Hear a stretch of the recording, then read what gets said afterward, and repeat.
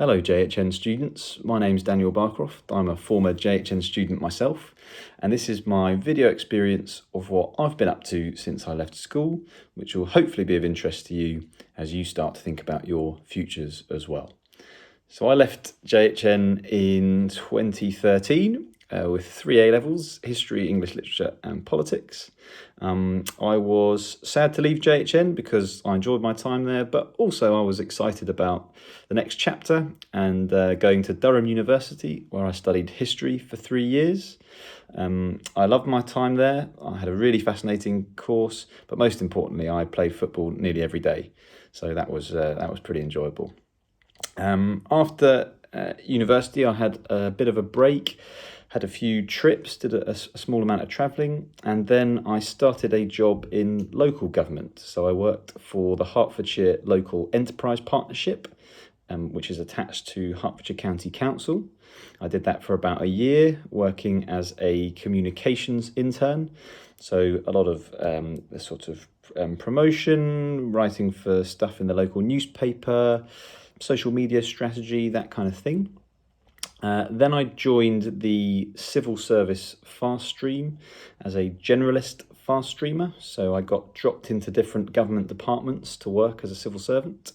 I worked, first of all, in the department for exiting the European Union for a year, which was pretty fascinating. And then I worked in immigration enforcement for a year in the Home Office. And then I left the fast stream to become a permanent employee at the Home Office, working on knife crime and gun crime policy. So I work a lot with the police and with local charities, basically trying to reduce youth violence.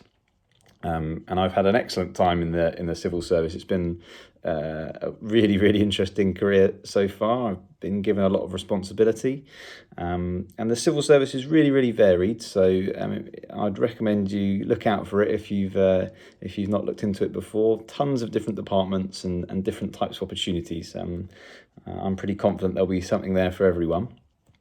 In terms of kind of lessons as of late, kind of living and working during coronavirus lockdown, it's been very, very strange, like it has for everybody.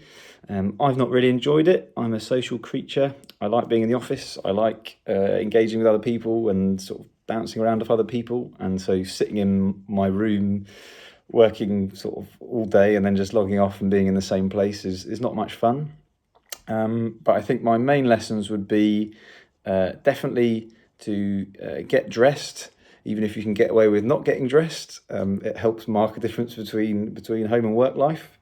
I've enjoyed having video calls with people as much as possible, so FaceTimes or other types of video calls just gives a bit more social interaction, and I always feel a bit better if I've had a few of those in a day compared to one where I've not. And I think keeping fit and healthy has been a big thing. Sort of going out, jogging and running has been, I think, quite important for mental health. Just makes me feel better about myself. So I think if I hadn't been doing that, I'd have been even more down during lockdown. And I think being honest with other people about how you feel. So I think it's okay to feel a bit kind of down during lockdown at times, or to not feel too energized during the day. And I've tried to be a lot more honest with the people I work with when I don't feel as bubbly and excitable as I normally do. So I'd recommend those as some coronavirus living and working tips.